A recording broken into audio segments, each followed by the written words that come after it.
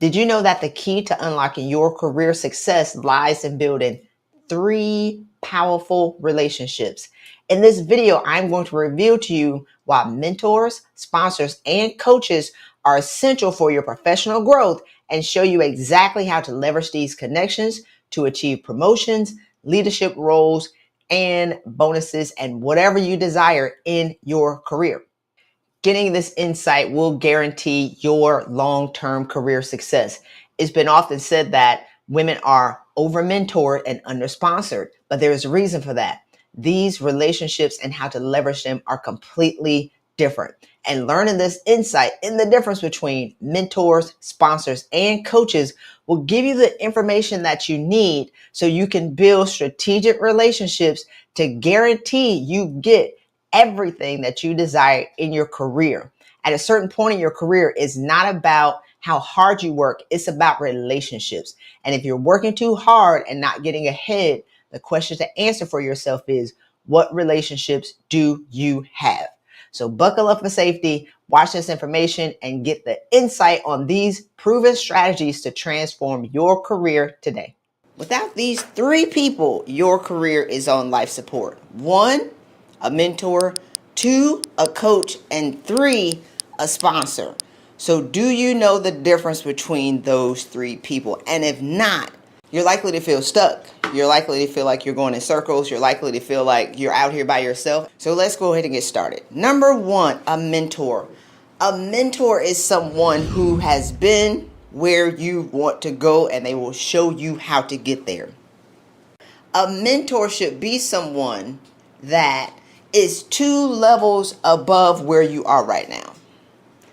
They are 2 levels, not your peers, not the people that aren't where you want to be, or even 1 level up. You need somebody who's higher in their vision so they can be able to give you advice on where you are. So here's the thing.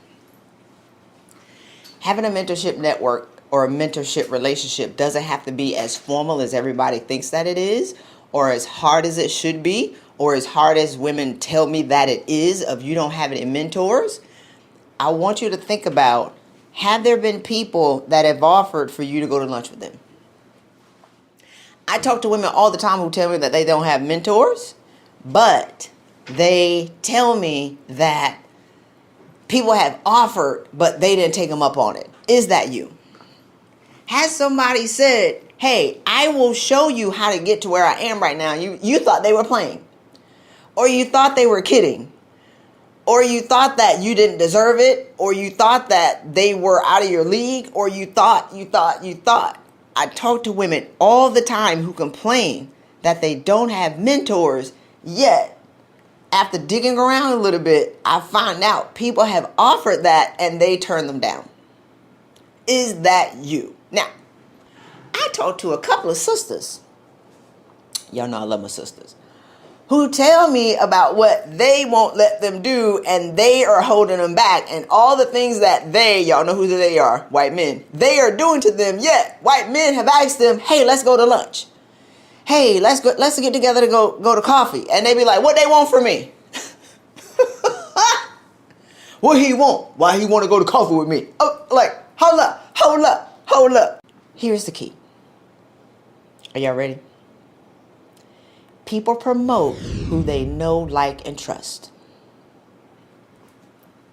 Let's say that again. People promote who they know, who they like, and who they trust. So a mentor or a person asking you to go to coffee or have lunch or get together or come by their office to talk, they want to get to know you, determine whether or not they like you, and whether or not they trust you. But this is the thing that women do. You use your time with your manager or whatever, is probably once a quarter, once a year, which I don't even like to have these meetings, which is crazy. But it's like you use that time to get them to know your work, to like your work, and to trust your work. People promote who they know, like, and trust. So is it any coincidence that the men who don't work as hard as you, The men who don't do as much work as you, the men who don't have as many degrees as you, continue to get promoted over you time and time again. The very same men who go play basketball, the very same men who go play golf, the very same men that go drink scotch, they know them, they like them, and they trust them. They know their families. They know about their kids. They know whether or not they married or whether or not they run a game.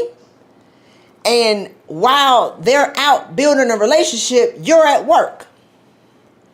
While these people get together in the office and talk about what they've been doing, and y'all call it chest bump culture, you working on the extra projects to be seen by the very same people that have asked you to go to coffee.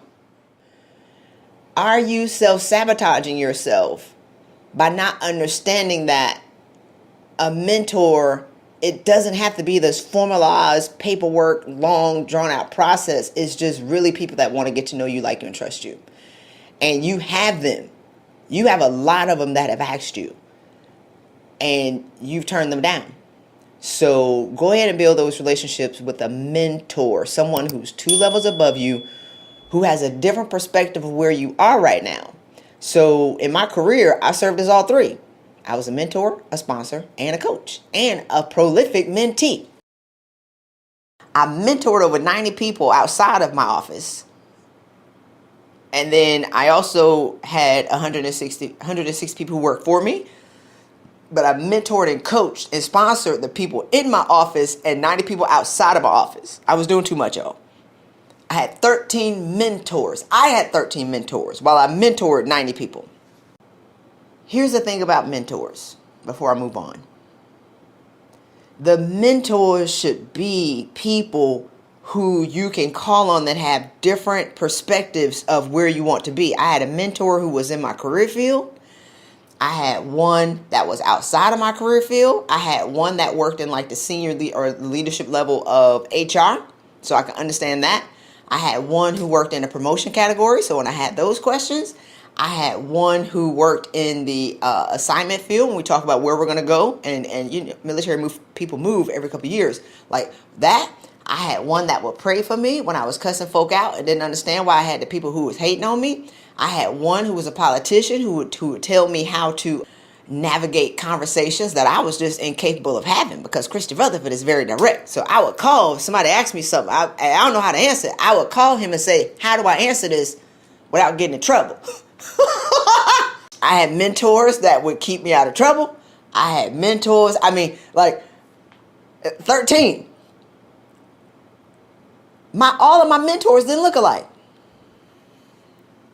I had black men mentors. I had white men mentors, white women and black women. I think that was about it in our career. I have to think about it. Did I have a Hispanic mentor? So they all had different perspectives, but I had more men than women because it weren't as many women in senior leadership. Somebody gonna give me some advice.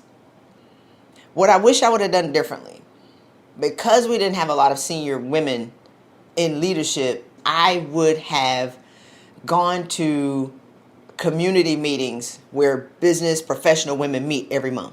I would have joined one of those groups because there are senior women who work in different industries and different organizations, but I was of the belief that if my organization didn't pay for it, I wasn't doing it. How many of y'all do that? If they ain't paying, I ain't doing it. If they not paying for my coach, I'm not doing it. They're not paying for this. So the very same people that are creating our demise and our self-destruction and don't support us in the stories that we tell, we're looking for the same people who are oppressing us to be able to support us. Like, what madness is that? But I wish I would have did it on my own time and my own dime. Because I was like, if I can't do it doing work and they ain't paying for it, I'm not doing it. But I'm the one that's burning out, going crazy at work. So there are senior women in other places. I should have started to build relationship with other women, because what had happened was, when I got my seat at the table, all of my mentors were men and very few women. So the men, it was mostly men. I mostly spent my time with all the men because it was more of them, and the relationship was just different. But they couldn't prepare me for what it was like being a black woman in the room. So their advice had limits. And when I would call them and tell them about what was going on in these meetings, their understanding had limits. A woman who has gotten her seat at the table would have a different perspective of how to navigate. I mean, hey, I say it all the time. I got that seat at the table, baby. Ooh. I was sitting beside every serial killer known to man, and I wasn't ready. And so the advice that I was getting from the men, they didn't understand what I was talking about, but a woman would.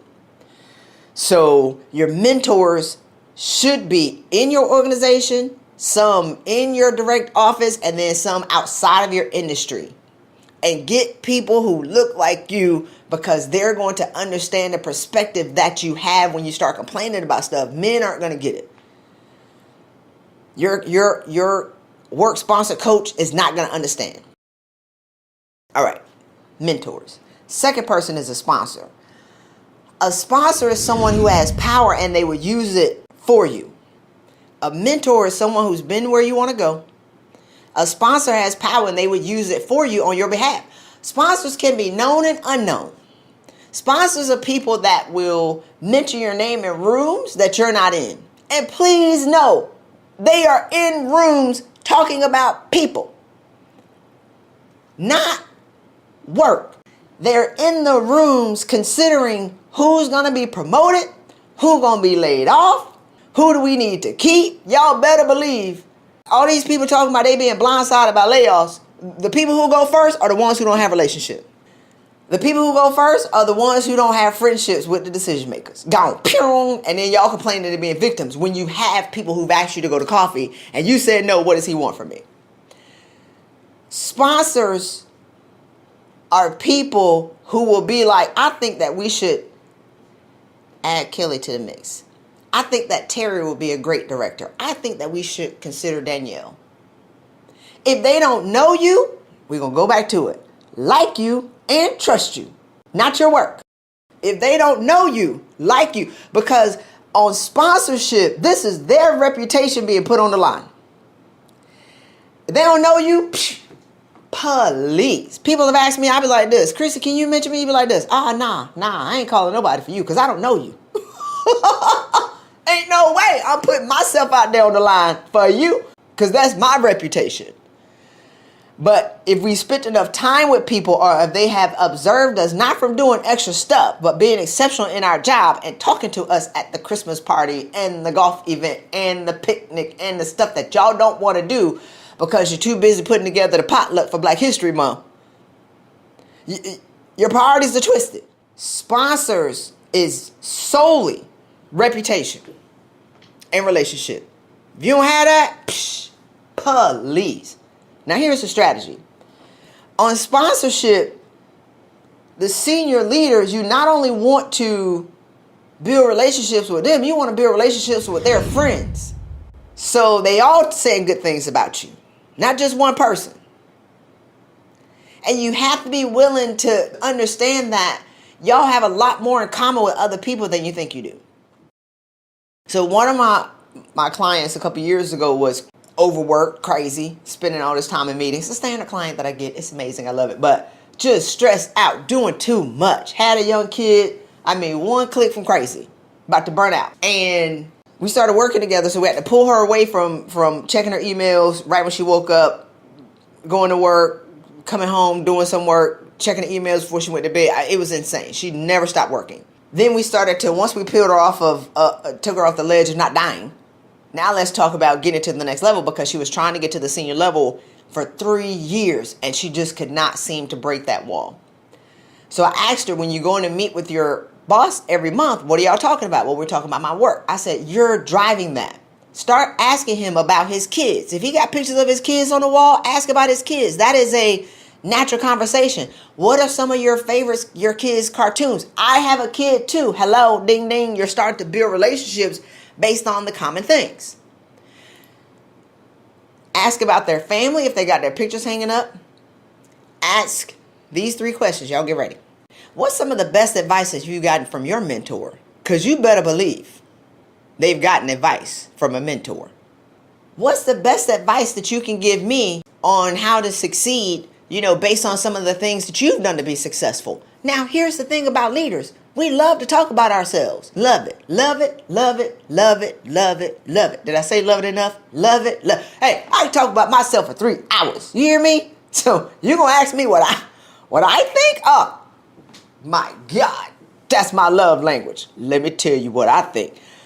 So ask them things about themselves. What are 3 things that you've done that you think has attributed to your levels of success that you have right now? What have you done? What advice do you have for me? What's the advice that you've gotten from your mentors? Those 3 questions right there make you curious, and it opens up a relationship that you didn't have because you're actually interested in them. This is classic How to Win Friends and Influence People, which I think we should have read this coming out of high school. You're too busy trying to tell them what you've done. You're not building a relationship because you're not curious about who they are. And then you're mad that the men who aren't 10% qualified continue to get promoted over you again and again and again. Is because they have the relationship and you just have work. Did y'all get me? Holla if you hear me. Number 3, a coach. You have job sponsor coaches. I think I would appreciate a job sponsor coach back in the day, but y'all need 2 different types of coaches. You have the coach that is given to you by your job, typically when y'all are on life support or y'all on performance probation. Work sponsored coaches are strengthening the work version of you. When the real person is raggedy is the personal person of you. So you've grown this professional version of who you are to be 300 feet tall, looking like the lint bunny. Gold wrap, red bow. I mean, it's real shiny. They help you polish that part of who you are. The real version of you, you peel that gold wrapper off, and this is the lint bunny that's like 5-10 years old. It got all the white. Y'all know the chocolate that turns kind of ashy white, but it ain't really white chocolate. It's supposed to be dark chocolate, but it's ashy. And then you bite the ears off and you find out that it's hollow on the inside. That's the person that need help. So while you over here strengthening the gold part, your soul is dying and screaming. When it comes to coaching, I like the job sponsored coaching, but if they're only teaching you to strengthen the job side of you and they're not challenging you to really address what's really going on, because I want to be clear, most high achieving women are crazy. My face did not flinch. When I say crazy, crazy. We have no idea. Some of us do. I knew I was crazy. I just didn't know I could change. I didn't know I needed help. I needed help.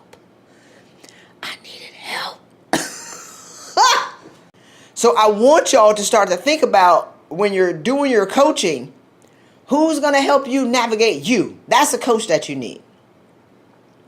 You need a coach that's going to hold you accountable to the personal goals that you have of yourself, not the professional goals. Personally, who is going to hold you accountable to working out and meditating and saying great things to yourself and eating good food? Your coach, your work coach don't care about that. Your work coach is there to help you strengthen your work output. But a personal coach is the person that's going to help you really look at and navigate the personal things that are going on in your life without judgment. It's a person that you can be like, I'm a whole hot ass mess. I need help. And they're not going to go tell your boss. That's why y'all paranoid.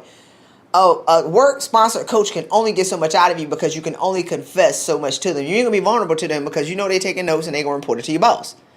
Do you really want your boss to know you crazy?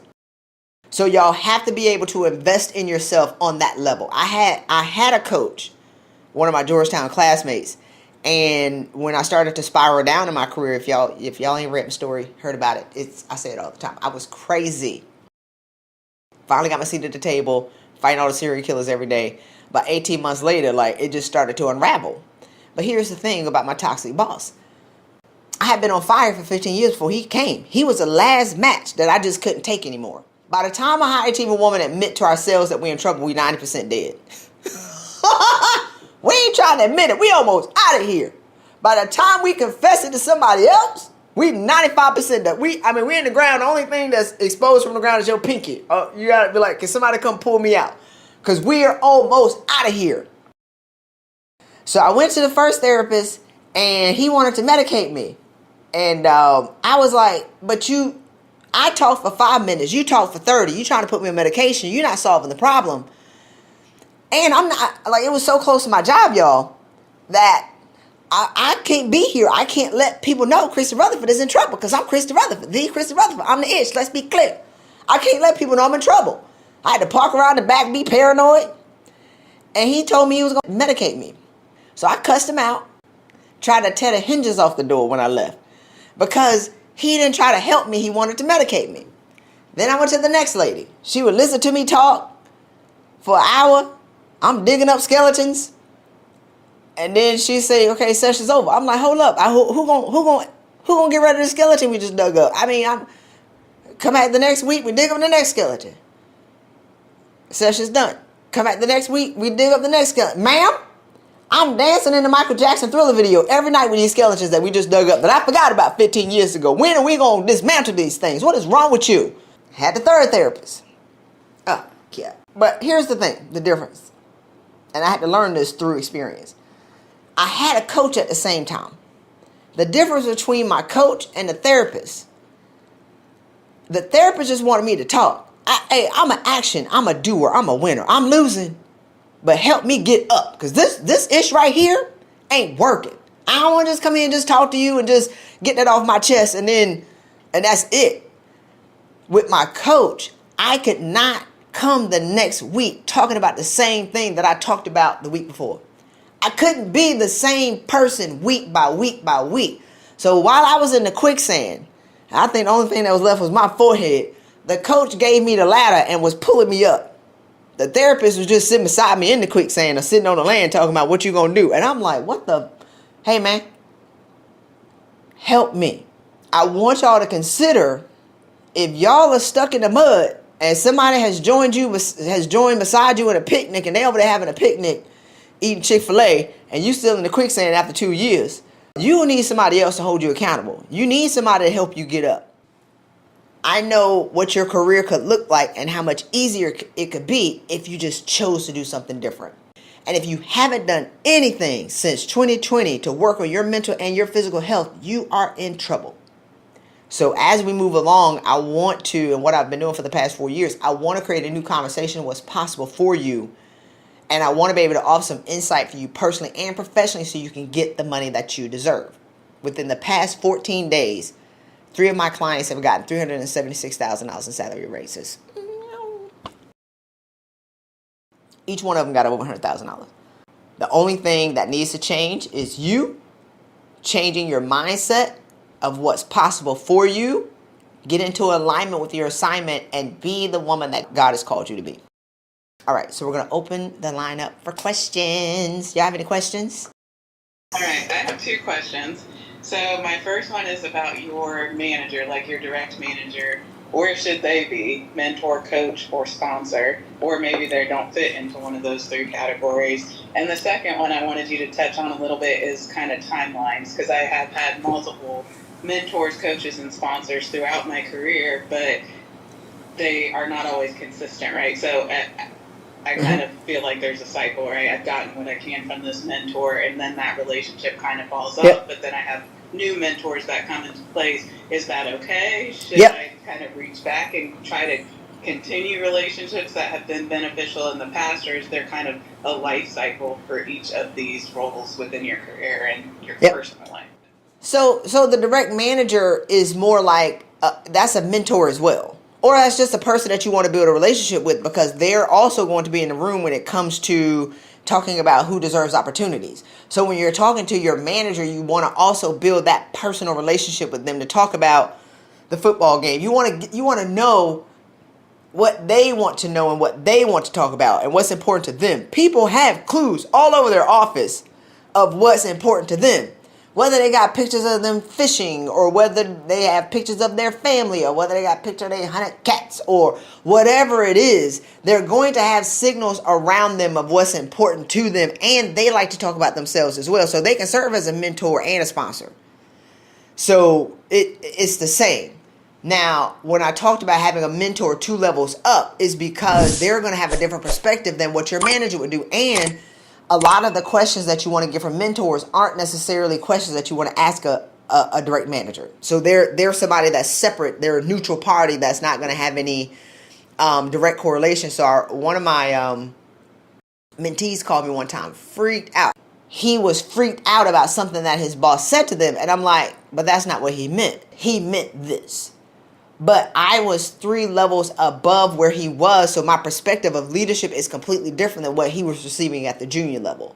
So that's why I want your mentors to be a little higher up, because the code and the language and, you know, the culture and the conversations are completely different at higher levels. So you're going to be able to, they're going to hear you say something and you'll be like, no, this is actually what they meant. You're getting feedback from your mentor of what your manager said. You're getting feedback from your mentor of how to improve your relationship with your manager. So your manager does fall in that category. He could be that, but I want somebody to be outside of that. Your second question of 'tis the season for the mentors. Yes, because when you've gotten what you've needed from that person, I mean, you can always keep the relationship and honor the relationship by you know, sending them emails. Hey, I was thinking about you. Sending them a Starbucks gift card or whatever. That's how it's $10 to be able to nurture that relationship so you can call and check back in. But when you've gotten what you needed and they're moving on to somebody else, because leaders love to bring people with them, right? Leaders love to bring people up. If the conversation has staled out, that's okay to move on to the next person that's going to be able to get you what you need, because in different points of your career, different points of the year, you're going to need different things. My 13 mentors stuck with me for a long time, but they were growing as well in the organization. I mean, the military is hierarchical, so as I was growing, they were growing. I didn't talk to all of them all the time. At 13, I would call them for the different things that I needed because they all gave me something different. And then if I wanted to make a big decision about something, I would call 3 that I knew were closely aligned, not with me, aligned with the question that I have and the perspective that I need to be able to open up. I would call 3 of them and get all of their opinions and then use my opinion and then make a decision. So whenever I did something, I would call different people to get the best different perspectives of what do they see that I don't see, what do they know that I don't know. So when I make a decision, I'm making it with a fuller, broad perspective of what's possible. Did that answer your question? Yes, it did. Yeah. All right. Any more questions? Then we're going to close this episode out. We got time for one more question. So my question is, how do you find these people in different... So when you say find a mentor, you're looking at somebody who you take as a guide, but perhaps your biases also will come in because, you know, they are in your field or they are in your within your hierarchical structure, and you might assume they have an influence on your position, on your boss's position. But can you give us some guidance on how to find them without putting your bias in? What's the bias that you're talking about? Aligning to me, because I like this person because I think he always says yes whenever I'm in a meeting, and I you know, he agrees to all my proposals, and he says okay, he gives me the funds that I need for this project. But that's not what perhaps I need as a mentor. You know what I'm saying? So it's not the yes people only. We need somebody of influence who can give you a good perspective. So what are all the things that you need to look in? Well, I think that one, you should recognize how great you are that you do have people that agree with you. Maybe you are right. Everybody doesn't agree with things that women say. Like, y'all raise your hand if you got somebody that agrees with everything that you say. I don't know if I've met one. So maybe you are as great as they think you are.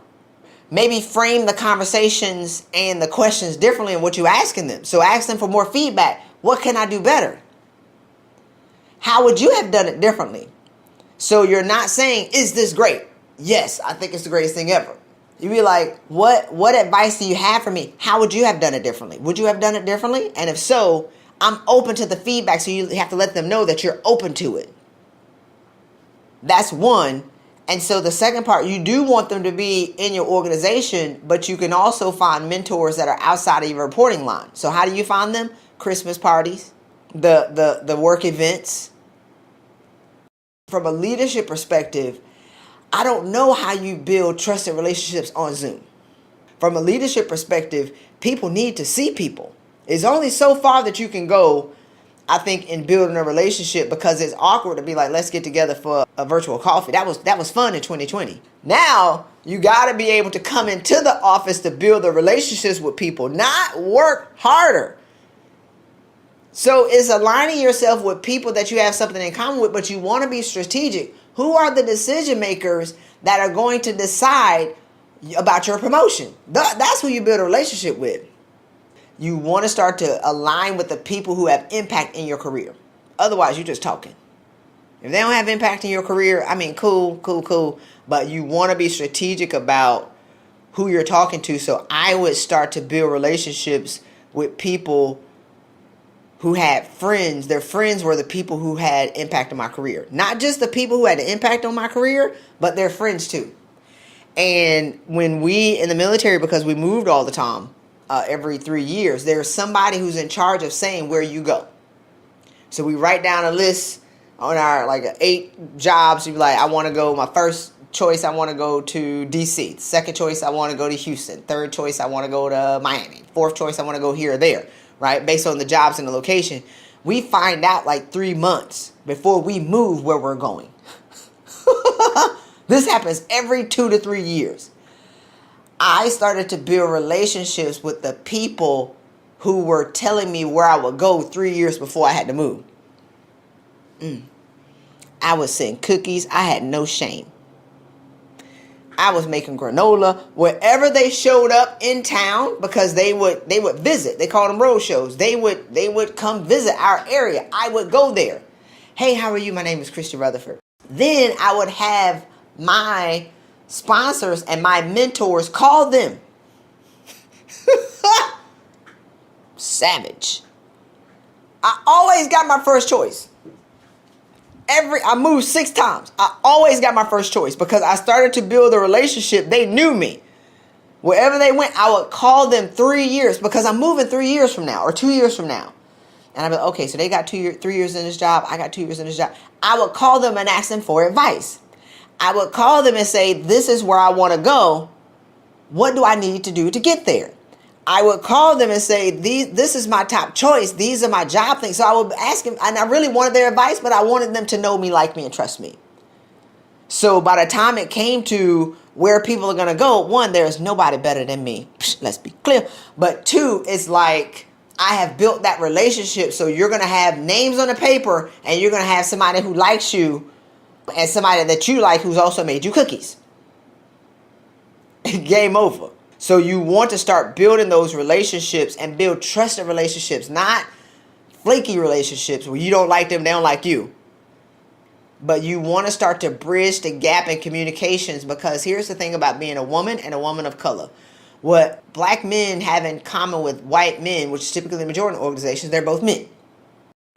What white women have in common with white men, they're both white. Black women, Indian women, Hispanic women, just go down the whole line. We don't have those 2 things, so we have to stretch a little further, but it's not as far as we make it out to be, because everybody loves their family. A lot of people like sports. You're going to be able to find something that you have in common with them. I would say use that. Go ahead, like and subscribe to this podcast. Leave me a comment. Let me know if you liked it and what you want to hear about coming soon. Christy Rutherford, holla.